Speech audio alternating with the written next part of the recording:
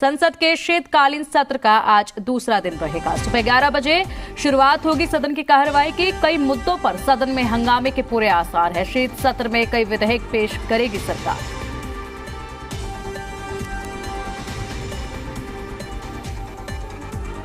तो बता दें कि आज संसद की कार्रवाई का दूसरा दिन रहेगा और कल जिस तरीके से कार्रवाई की शुरुआत हुई थी वो काफी हंगामेदार रही थी और आज भी जो है सत्र के हंगामेदार होने की संभावना जताई जा रही है। संसद के शीतकालीन का आज दूसरा दिन रहेगा। कई ऐसे मुद्दे उठेंगे जिन पर चर्चा होगी, हंगामा भी होगा और सदन में कई मुद्दों पर आज हंगामे के आसार है। तो वहीं कई विधेयक भी सरकार पेश करेगी आज सत्र में।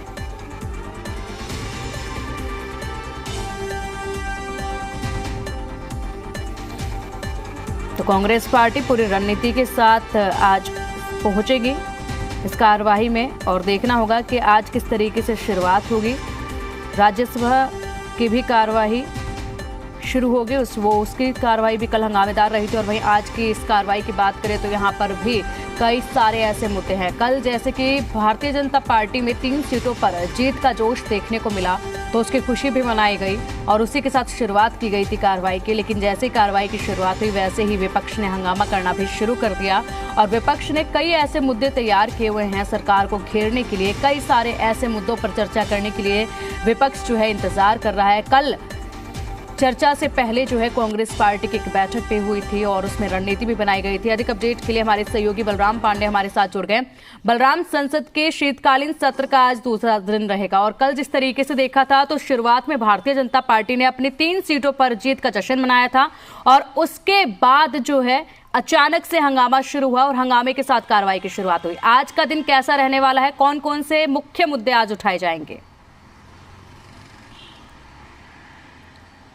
देखिए, आपको बता दें कि आज टीएमसी की जो सांसद हैं महुआ मोइत्रा, उनके खिलाफ जो रिपोर्ट पेश की गई है उस पर आज चर्चा होनी है और कहीं ना कहीं जो कांग्रेस के बड़े लीडर हैं जयराम रमेश, उन्होंने कहा कि महुआ मोइत्रा को भी मौका दिया जाए अपनी सफाई में कहने के लिए। तो कल भी इसी मुद्दे को लेकर के सदन के अंदर हंगामा हुआ था, जिसके बाद सदन की कार्यवाही जो है वो स्थगित करनी पड़ी।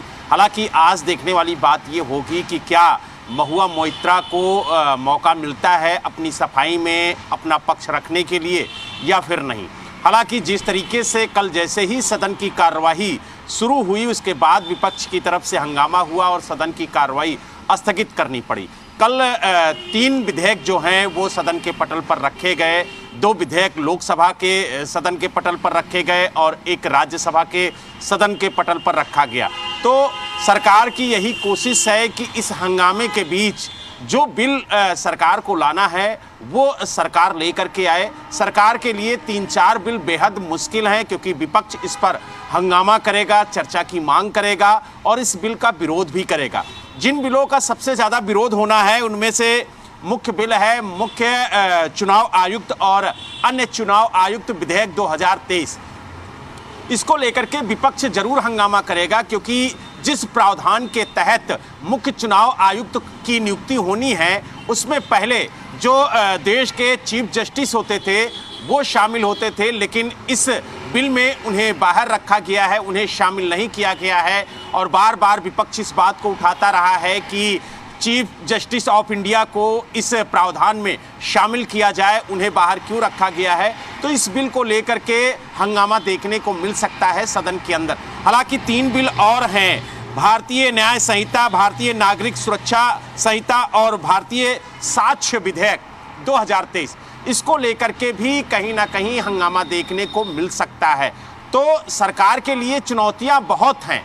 सरकार किस तरीके से बिलों को सदन के पटल पर रखेगी और विपक्ष के सवालों का किस तरीके से जवाब देगी, ये सरकार के लिए एक बड़ी चुनौती है। और जिस तरीके से कल इंडिया गठबंधन की बैठक हुई और उस बैठक में ये निर्णय लिया गया कि जो भी बिल अगर सदन के पटल पर आता है तो उस पर एक सकारात्मक चर्चा बेहद जरूरी है और उस चर्चा को लेकर के कहीं ना कहीं जो इंडिया गठबंधन के घटक दल हैं वो विरोध करेंगे और मांग करेंगे कि जो भी बिल सरकार लेके आ रही है पहले उस पर चर्चा करे और जो विपक्ष मुद्दे उठा रहा है उस पर भी सरकार जवाब दे और चर्चा करे, क्योंकि विपक्ष का बार बार यही आरोप है कि सरकार चर्चा से बचती है, विपक्ष जो मुद्दे उठाता है उस मुद्दे से भागती है। क्योंकि विपक्ष ने कहा कि हमने मणिपुर का मुद्दा उठाया और पिछले सत्र में एक बार भी सरकार ने इस पर चर्चा नहीं की। सरकार की तरफ यह आरोप भी लगाया गया कि महंगाई, बेरोजगारी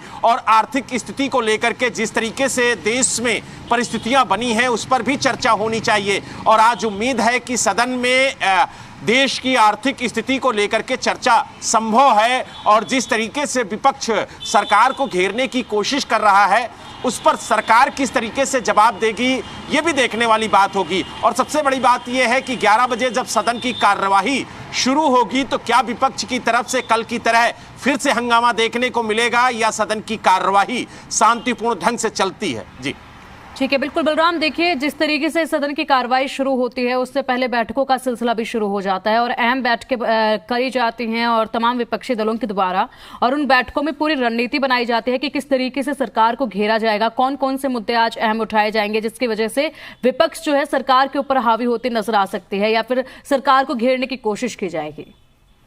विपक्ष के अहम मुद्दे देखिए, आपको हमने पहले भी बताया कि जो टीएमसी की सांसद है महुआ मोइत्रा, उन्हीं की रिपोर्ट जो एथिक्स की रिपोर्ट थी वो कल टेबल हुई थी, उसी को लेकर के हंगामा हुआ था और उसके बाद सदन की कार्यवाही स्थगित हुई थी। और कहीं ना कहीं आज भी ये मुद्दा सदन में छाया रहेगा और इस मुद्दे को लेकर के विपक्ष सरकार को घेरता हुआ नजर आएगा, क्योंकि कहीं ना कहीं विपक्ष का ये मानना है कि महुआ मोइत्रा को भी अपने पक्ष में कहने का मौका दिया जाए, उन्हें अपने बचाव में, अपनी सफाई में कहने का मौका दिया जाए। लेकिन जिस तरीके से रिपोर्ट में सिफारिश की गई है कि उन्हें निलंबित किया जाए यानी निष्कासित किया जाए, तो कहीं ना कहीं ये सवाल विपक्ष की तरफ से भी खड़ा किया जाएगा कि जो एथिक्स की रिपोर्ट है वो टेबल होने से पहले उनकी भी सफाई ली जाए और उनका भी पक्ष जाना जाए। और इसी बात को लेकर के आज भी सदन के अंदर हंगामा हो सकता है।